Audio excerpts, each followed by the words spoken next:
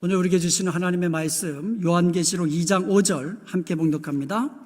그러므로 어디서 떨어졌는지를 생각하고 회개하여 처음 행위를 가지라. 만일 그리하지 아니하고 회개하지 아니하면 내가 네게 가서 네 촛대를 그 자리에서 옮기리라. 아멘. 너희의 처음 사랑이 어디서 떨어졌는지 잘 생각하고 회개하고 처음 행위를 가지라고 우리 주님께서 우리에게 말씀하고 계십니다.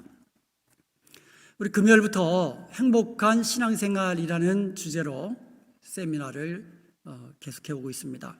지난 금요일에는 행복한 신앙생활이라는 주제로 말씀을 나누었죠. 말씀의 사람, 기도의 사람, 감사의 사람이 되면 행복하게 신앙생활을 하게 된다는 거죠. 그리고 어제는요, 행복한 교회 생활이라는 주제로 말씀을 나누었습니다. 행복한 교회, 저절로 되는 것이 아니라고 했습니다. 우리가 사랑으로, 처음 사랑으로 행하면서 생명력 있는 교회, 친절한 교회를 만들어가야 한다고 우리가 말씀을 나누었습니다. 그러기 위해서는 구체적으로 영과 진리로 하나님이 찾으시는 예배자가 되어야 되고, 사랑의 친교를 나누어야 되고, 그리고 하나님께서 내게 주신 은사를 가지고 봉사의 사람이 되어야 하고, 영혼을 사랑하면서 전도에 힘쓰는 그런 교회, 그런 성도가 될 때에 교회는 행복한 교회가 되고, 그 행복한 교회에서 신앙생활하는 우리 성도들도 행복한 성도가 된다고 말씀을 드렸습니다. 오늘은 축복받는 신앙생활이라는 제목을 가지고 하나님께서 우리에게 주시는 은혜의 말씀 나누기를 원합니다. 축복받는 신앙생활을 하려면요, 첫 번째로 성수주의를 해야 돼요. 성수주의란 하나님의 말씀과 명령대로 주의를 거룩하게 지키는 거예요. 이 거룩하게 지킨다는 말은 다른 날들과 떼어놓고 다른 날들과 구별해서 그렇게 주의를 온전히 지키는 것, 이게 성수주의입니다. 출애굽기 20장과 신명기 5장에 보면 10계명을 주신 것을 우리가 살펴보았습니다. 그래서 성경 출애굽기 20장, 신명기 5장, 이게 여기에 10계명이 기록되어 있어요. 그 중에서 10계명 가운데 그 네 번째 계명이 안식일을 거룩하게 지키라는 거예요. 안식일을 기억하여 거룩하게 지키라. 출애굽기 20장에 보면 9절에 보니까는요, 엿새 동안은 힘써 내 모든 일을 행할 것이나 10절에 보니까 일곱째 날은 내 하나님 여호와의 안식일인즉, 그러니까 일곱째 날은 여호와의 안식일이라는 거예요. 여호와의 안식일. 그래서 안식하라는 거예요. 그래서 11절에 보면 왜 안식하라고, 안식일을 기억해서 거룩하게 지키라고 하셨냐 하면, 이는 엿새 동안에 나 여호와가 하늘과 땅과 바다와 그 가운데 모든 것을 만들고 일곱째 날에 쉬었습니다. 즉 안식일을 지키는 이유는 하나님께서 6일 동안 모든 창조를 마치시고 일곱째 날에 안식하셨기 때문에 우리 모두 너희들도 안식하라는 거예요. 여호와의 안식일에. 그러면서 하신 말씀이 있습니다. 그러므로 나 여호와가 안식일을 복되게 하여 그날을 거룩하게 하였느니라. 그러므로 출애굽기 20장에서는요, 여호와 하나님께서 창조를 완성하시고 일곱째 날에 안식하신 것을 기념하면서 기억하면서 거룩하게 지키는 것이 안식일이었습니다. 또 중요한 것은 여호와께서 그 안식일을 복되게 하셨다는 거예요. 그리고 거룩하게 하셨다는 거예요, 그날을. 그러면 안식일은 어떤 날입니까? 복되고 거룩한 날입니다. 그런데 이번에는 신명기 5장을 한번 보겠습니다. 12절에 보니까 내 하나님 여호와가 내게 명령한 대로 안식일을 지켜 거룩하게 하라. 우리 하나님 여호와께서 우리에게 명령하시는 거예요. 안식일을 지켜서 거룩하게 하라. 엿새 동안은 힘써 일하라는 거예요. 여러분, 우리가 안식일을 지키기 위해서는요, 6일 동안은 정말 최선을 다하여 성실하게 일해야 돼요. 그리고 나서 14절에 보니까 일곱째 날은 내 하나님 여호와의 안식일인지요. 일곱째 날은 하나님의 안식일이기 때문에 그날은 쉬어라 이거예요. 너만 쉬지 말고 너의 가족도, 혹시 너가 무슨 비즈니스를 한다면 거기 종업원들까지 다 쉬게 하라는 거예요. 그리고 15절에 그 안식하라는 이유를 설명해 주고 있습니다. 너는 기억하라. 내가 애굽 땅에서 종이 되었더니 내 하나님 여호와가 강한 손과 편팔로 거기서 너를 인도하여 내었나니.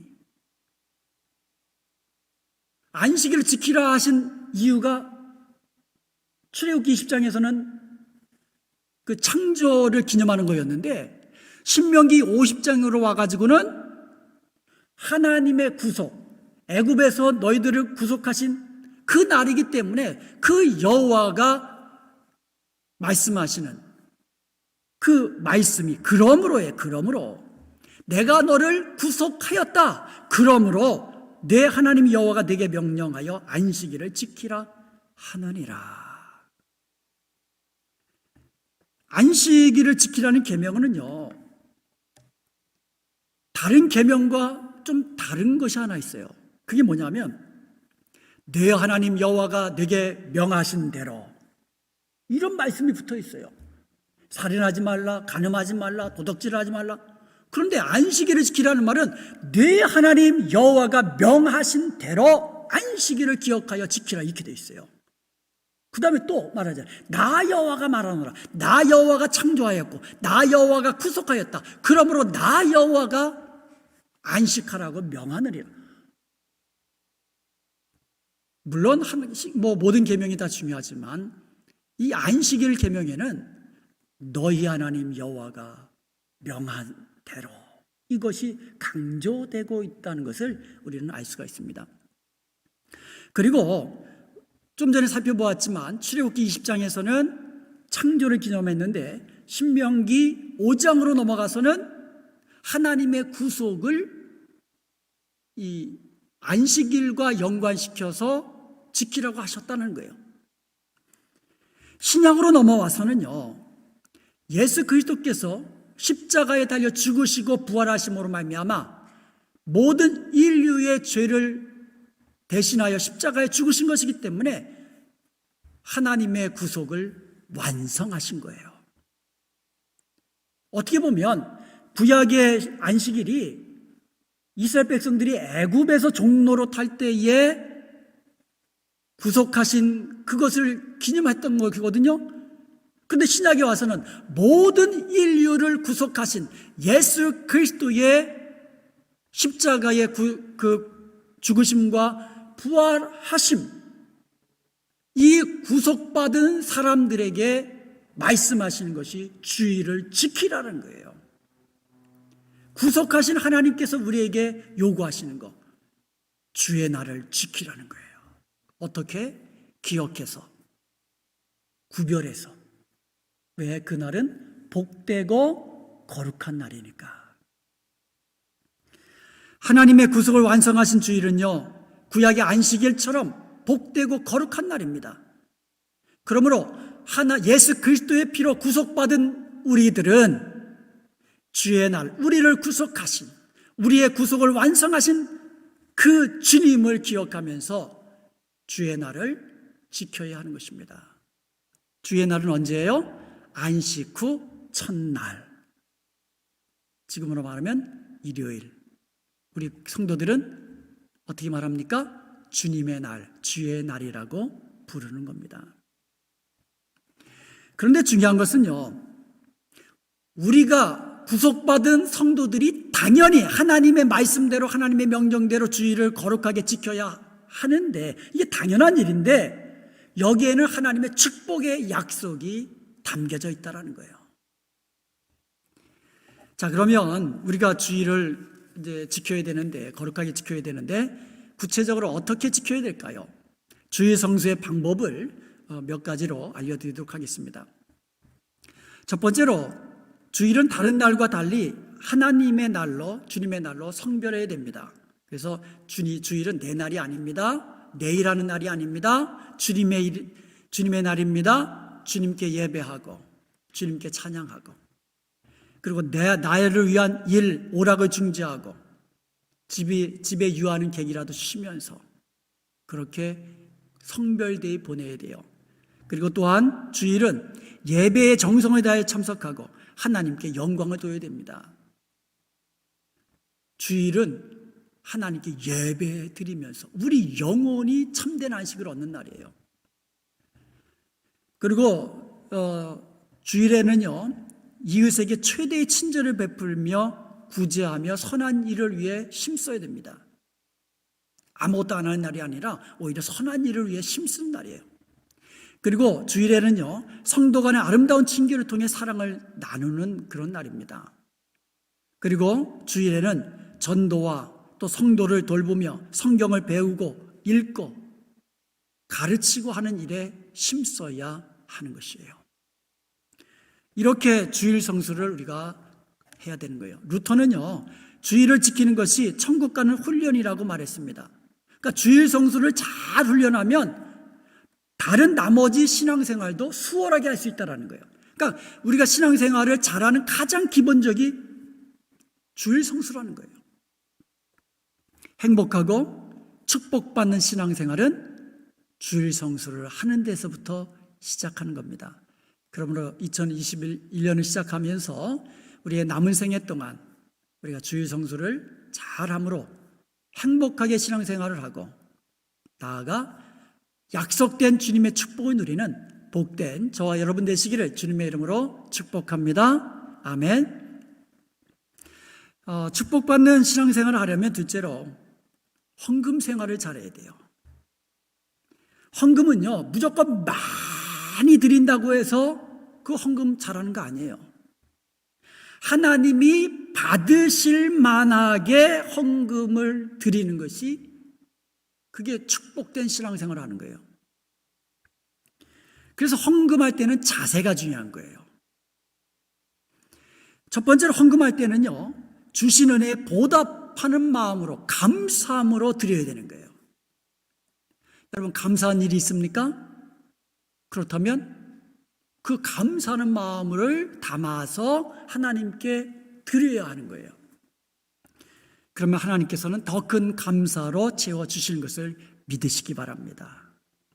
두 번째로 헌금할 때는요, 미리 준비하여 정성껏 드려야만 합니다. 그냥 주일날 와가지고 헌금 시간 됐네? 지갑 놓고 왔구나 이러면서, 그러면 지갑 놓고 뭐 어떻게 되는 거예요? 그날은 헌금 못하는 거지. 지갑 꺼내가지고 딱 열어가지고 그냥 대충 뽑아가지고, 이거는 헌금 드리는 게 아니에요. 하나님이 무슨 홈리스입니까? 그냥 있는 거 꺼내가지고 드리게? 기도하는 마음으로, 준비된 마음으로 정성껏 준비해서 하나님께 드려야 되는 거예요. 액수가 문제가 아니고 정성껏 준비된 그 마음으로 정성껏 드려야 돼요. 그리고 인색함이나 억지로 하지 않고 풍성히 드려야 돼요. 헌금은요, 억지로 하거나 인색하게 드리는 게 아니라 풍성히 드려야 되는 이유가 있습니다. 왜냐하면 헌금은 성경에 보면 심는 거라고 그래요. 심는 거. 여러분, 많이 심어야 많이 거두는 거잖아요. 그러니까 헌금도 그냥 인색하게 조금 심으면 조금 거두게 되는 거예요. 풍성하게 심으면 하나님께서 풍성히 거두게 하시는 거예요. 그리고 남에게 자랑이나 과시용으로 헌금해서도 안 됩니다. 다른 사람이 이만큼 헌금했네? 그럼 나도 체면이 있지, 이 정도는 해야지. 그게 아니에요. 그냥 내 형편껏 그냥 드리는 거예요. 내 힘껏 드리는 거예요. 자원하는 마음으로. 그리고 헌금은요, 보상심리가 아닌 믿음으로 드리는 겁니다. 이 보상심리가 뭐예요? 내가 이만큼 드리니까 하나님도 이만큼 축복해 주세요. 이런 마음으로 여러분 헌금하면 큰일 나요. 내가 헌금 이만큼 했으니까 하나님 이만큼 축복해 주셔야 됩니다. 축복을 바라고 보상을 바라고 헌금하는 게 아니에요. 믿음으로 드리는 겁니다. 믿음으로 드리는 거예요. 이게 중요합니다. 믿음으로. 그리고 헌신과 사명 감당의 표시로 드리는 겁니다. 예를 들어서 우리가 주님께서 선교하라고 명하셨어요? 전도하라고 명하셨어요? 구제하라고 명하셨어요? 이거를 내가 선교에 내가 헌신한다. 그 헌신하는 표시가 선교헌금이에요. 선교는 가서도 해야 되고 또 선교를 위해서 기도도 해야 되지만 우리의 선교에 대한 열정을 담아가지고 표현하는 것이 선교헌금이라는 거예요. 특별히 선교헌금은요, 주님의 지상명령에 동참하는 겁니다. 영혼을 살리는 일에 동참하는 일입니다. 대단히 중요한 헌금이죠. 헌금은 우리에게 있는 것을 가지고, 그러니까 내게 있는 것이 전부 다 하나님께서 주신 것입니다라는 믿음을 가지고 그 중에 일부를 떼어서 하나님께 다시 드리는 것이 하나님 나라를 위해서, 하나님의 몸된 교회를 위해서, 하나님의 선한 사업을 위해서 하나님께 다시 드리는 것이 그게 헌금이에요. 그러니까 헌금하는 그 자체가 믿음이에요. 어떤 믿음입니까? 다 하나님이 주신 겁니다. 그 중에 하나님께 드리는 것이 헌금이라는 거죠. 그러니까 헌금은 당연히 어떻게 보면 하나님께 당연히 드려야 되는 거예요. 왜냐하면 하나님께서 빈손으로 내게 나오지 말라고 그랬거든요. 그래서 우리가 주일헌금을 드리는 이유가 빈손으로 나오지 말라고 했거든요. 하나님 앞에 나올 때에. 그래서 헌금은 당연히 드리는 거지만 하나님은 그 헌금을 기뻐 받으시면 축복해 주신다는 거예요. 이게 중요한 거예요. 우리가 주일 성수, 이게 당연한 거잖아요. 믿는 성도들이 주일 당연히 지켜야죠. 그런데 주일 성수에는 하나님의 축복이 있다라는 거예요. 헌금도 마찬가지예요. 당연히 하나님께 드려야 되는데 그 안에는 하나님의 축복의 약속이 있다는 거예요. 예를 들어서 구제 헌금을 드릴 수 있는 기회가 혹시 생기면 놓치지 마십시오. 그것은 하나님이 우리에게 주시는 축복의 기회입니다. 작년이라 봐야 이제 뭐 한 달도 안 됐잖아요. 작년 말에 이 성탄절을 앞두고 우리 가족들이 다 모였습니다. 멀리 떨어져 있던 우리 자녀들, 결혼한 자녀 있으니까 다 모였어요. 거기서 저희 부부가 아이들에게 이런 제안을 했습니다. 이번 성탄절에는 너희 엄마 아빠한테 아무런 선물 하지 마라. 아무런 선물 하지 마라. 그리고 너희들끼리도 선물 주고받지 말아라. 그랬어요. 그러면서 뭐라고 했냐면 이번 올해는 코로나로 인해서 주위에 어려움 당하는 분들이 있는데 특별히 이 목사, 그러니까 아빠 친구 목사님들 가운데 좀 어려운, 그러니까 영주권도 없어가지고 이런 분들 가운데 좀 힘든 분들이 계세요. 그래서 그분들을 우리가 돕자. 그러니까 너희들이 선물할 비용을 따로 하라는 게 아니고 아빠 엄마한테 선물할 거, 너희들이 주고받을 그 선물을 그냥 엄마 아빠한테 그냥 달라.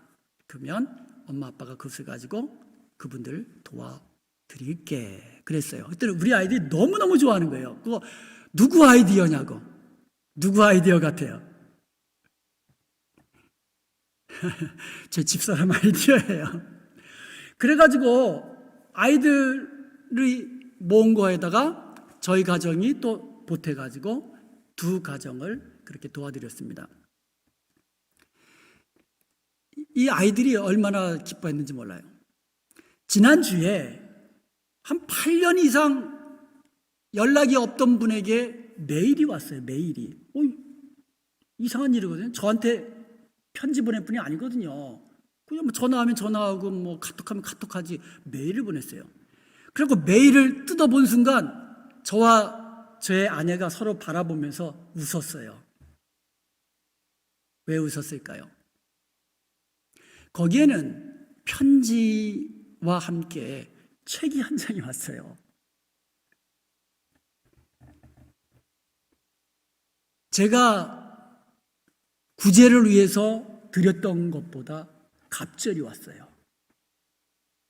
그래서 저희 부부가 웃었어요. 그래서 제가 제 아내에게 이야기했어요. 저희 아내가 이제 내일 모레 새벽에 한국 들어가거든요. 그동안 많이 아팠는데 조금씩 많이 좋아졌어요. 여러분 기도와 또 사랑 덕분에. 그래서 한국 가면 하나님께서 치료 잘 받으라고 당신에게 선물로 주셨나 보다. 그러면서 웃었어요.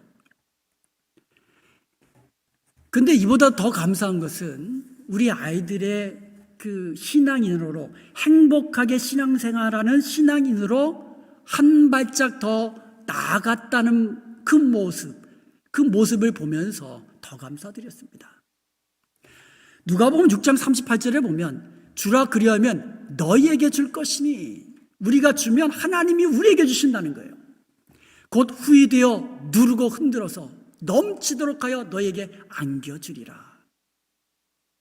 여러분, 이 하나님은 살아계신 하나님이십니다. 믿으십니까? 하나님은 신실하신 하나님이십니다. 믿으십니까? 그러면 하나님의 신실하신 축복의 약속을 믿고 그대로 하면 하나님이 후이되어 누르고 넘치도록 하여 안겨주신 축복을 경험하게 되시는 거예요. 특별히 헌금 중에서 11조는요, 하나님의 축복의 약속이 있는 하나님의 명령입니다. 말라기서 3장 10절에서 12절에 보면 만군의 여호와가 이르노라 너희의 온전한 11조를 내 창고에 한번 들여서 내가 너희에게 복을 들여 붙나 안 붙나 한번 시험해 봐라. 또 11절에 만군의 여호와가 이르노라 너희가 온전한 11조를 드리면 메뚜기를 금해서 너희 토지 소산을 먹어 없애지 못하게 하고 너희 밭에 포도나무 열매가 기한절에 떨어지지 않게 하리라. 너희 땅이 아름다워짐으로 모든 이방인들이 너희를 복되게 하리라. 그리고 끝에 이렇게 맺습니다. 만군의 여호와의 말이니라. 저는 이 구절을 많이 설교를 했거든요, 그동안. 근데 이번에 설교를 하면서 또, 이 말씀이 이렇게 되네. 이걸 느꼈어요. 신약에서요, 다 주님의 말씀 중요하죠. 근데 주님께서 중요한 말씀 하실 때, 진실로 너에게 이르노니 이 말씀 하셨거든요. 이게 뭐냐면, 아멘이라는 뜻이에요. 아멘 하고 말씀고 중요한 말씀이에요. 그런데 더 중요한 말씀은요, 아멘, 아멘 하고 하신 말씀이 있어요. 그 말씀은 무조건 해야 돼요. 그런데 구약 성경에서는요, 나 여호와의 말이니라, 여호와가 말씀하시느니라, 이 말씀이 그 말하고 같은 거예요. 이 성경 말씀이 다 하나님의 말씀이기 때문에 중요한 말씀이죠. 그런데 성경 말씀이 읽다 보면 여호와의 말이니라 이 말씀이 나오면 벌떡 일어나가지고 그 말씀 정말 받들어 들을 정도로 중요한 말씀이라는 거예요. 그런데 이 11절을 말씀하시면서 10절에 만군의 여호와의 말이니라 11조 온전히 해라. 11절에 보니까 만군의 여호와가 이르노라 너희가 11절을 온전히 하면 너희의 토지까지도 너희의 포도나무까지도 내가 복되게 할 거다. 풍성한 소산 얻게 할 거다. 너희 주위에 있는 모든 이방인들이 너희들을 보고 참 복되구나. 당신 복된 분이다. 이렇게 말할 거다. 그리고 마지막에 딱 도장 꽝 찍습니다. 만군의 여호와의 말이니라. 참 놀랐습니다. 이렇게 성경에 축복을 약속하고 있는 구절도 드물어요. 고린도후서 9장 10절과 11절에 보면 심는 자에게 씨와 먹을 양식을 주시느니가. 그러니까 우리가 심는다 그랬잖아요. 우리가 심는 자잖아요. 우리가 이제 심는 건데 여기서 심는 것은 헌금을 말하는 거예요. 우리가 헌금을 하는데 씨와 먹을 양식을 주신다는 거예요. 그 다음 구절이 뭐냐면 너희 심을 것을 주사 풍성하게 하시고, 심을 것을 주신다는 거예요. 그러니까 하나님이 우리에게 열을 주실 때에는요, 그 열을 다 우리가 먹으라고 주신 게 아니라는 거예요. 하나님이 우리에게 열을 주셨는데 그 열 안에는 뭐가 있어요? 씨가 있고 먹을 양식이 있는 거예요. 먹을 양식은 내가 마음대로 먹어도 돼요. 써도 되고 그렇지만 씨는 먹는 게 아니에요. 씨는 뭐 하라고 주신 거예요? 심으라고. 심으면 어떻게 된다고? 풍성하게 하시고 의의 열매를 더하게 하시게. 그러니까 심어야 되는 씨가 11조예요. 그러니까 11조는 하나님이 주신 것 중에 씨로 심으라고 주신 거예요. 그래서 심으면 엄청난 축복을 더해 주신다고. 이게 축복의 약속이 있는 하나님의 명령이라는 거예요. 매년 새해가 되면은요, 신방 받기 원하시는 그런 가정이 있어요. 올해는 코로나 때문에 제가 신방을 다니기가 어렵잖아요. 그런데도 신방 받기를 원하셔서 신방 받으신 그런 성도님이 계세요. 근데 신방 이제 다 드리고 나서 이제 그분이 또 감사 말씀을 하시더라고요. 수입하고, 그러니까 2020년 동안 수입하고 지출하고 다 기록을 해봤는데 마이너스라는 거예요. 수치상으로는 마이너스인데, 그런데 11조도 드리고 감사헌금도 드리고 선교헌금도 드리고 구제헌금도 드리고 주일헌금도 드리고, 그러니까 수치상으로는 헌금할 게 아무것도 없는데, 그런데 그렇게 헌금하고도 실제적으로는 부족하지 않았다는 거예요. 이게 산수로는 이게 계산이 안 되는 거거든요. 하나님이 하시는 것은 어떻게 우리가 산수로, 머리로 계산이 됩니까? 안 되는 거예요. 참으로 감사한 일입니다. 제가 멤피스에서 목회할 때입니다. 제가 한번 말씀드린 적이 있죠. 제가 부임할 때 교회가 굉장히 어려웠습니다. 그래서 제 사례도 제대로 못 받았어요. 그래서 아무리 아껴도 생활비도 안 되는 거예요. 그런데 아무리 아껴도 모자라니까 집사람하고 의논해가지고 이왕 모자라는데 하나님께 맡기고 12조 해봅시다. 그래서 12조 드렸어요. 1년 동안. 그런데 놀랍게도요, 그 해에 다른 어느 때보다도 더 풍성하게 살았어요. 부족함을 씻어야고요. 교회도 부흥했고요. 자녀들도 잘 되어왔고요. 작년 코로나 팬데믹이 연초에 터졌잖아요. 이 코로나가 터지니까 제일 먼저 우리 교회 어려워지겠구나. 그래가지고 이 염려하는 것이 아니라 제 아내가 올해도 한번 12조 해봅시다 그러더라고요. 한번 경험이 있거든요. 12조 했더니 더 복을 얻거든요. 그러니까 아주 맞들렸어요. 그래서 12조 합시다. 그래서 작년 한 해 동안 12조를 했어요. 저희 교회, 저희 가정에서. 근데 지난 한 해 동안은요, 그 어느 때보다도 이 지출이 많았어요. 저희 가정에. 저희 아내가 많이 아팠잖아요. 그래가지고 병원 다니고 또 한방 치료받고 또 약지어 먹으면서 치료받으면서 많이 들어갔어요.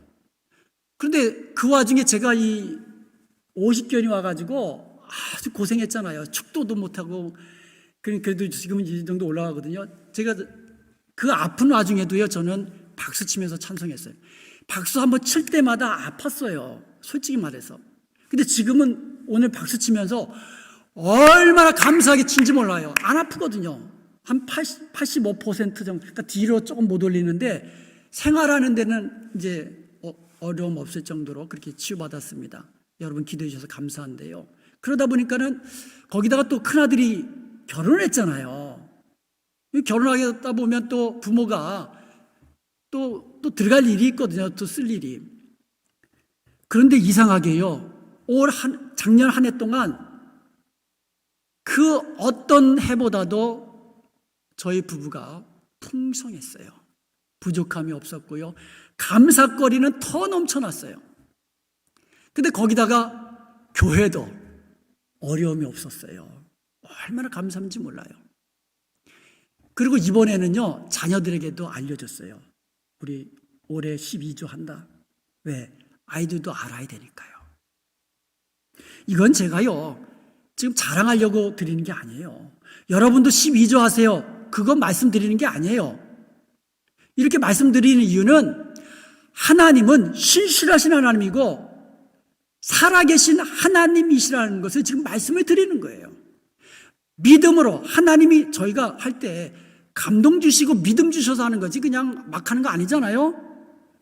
믿음으로 하면 하나님 그 마음과 그 중심을 보시고 축복하신다는 거예요. 신실하신 살아계신 하나님께서. 그것을 여러분에게 지금 말씀드리는 겁니다. 제가 신학교 다닐 때에 제 동기들이 많잖아요. 이게 몇백 명 돼요. 근데 그 중에 저하고 아주 친하게 지내는 동기 목사님이 계십니다.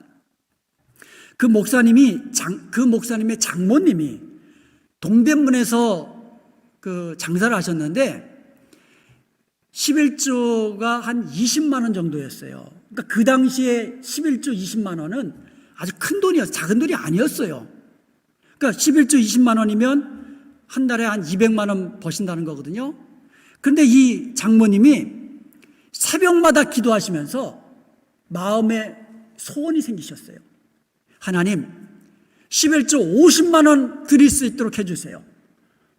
11조 50만 원 할 수 있도록 도와주세요. 이런 마음을 가지고 기도를 했어요. 그런데 이 장모님이 마음에 믿음이 생기셔서 감동이 되셔가지고 미리 50만 원 11조 한 거예요. 그 하나님이 어떻게 하셨겠어요? 미리 11조 한 그 믿음을 보시고 그 11조 한 그대로 한 달에 500만 원 수입 허락해 주신 것을 믿으시기 바랍니다.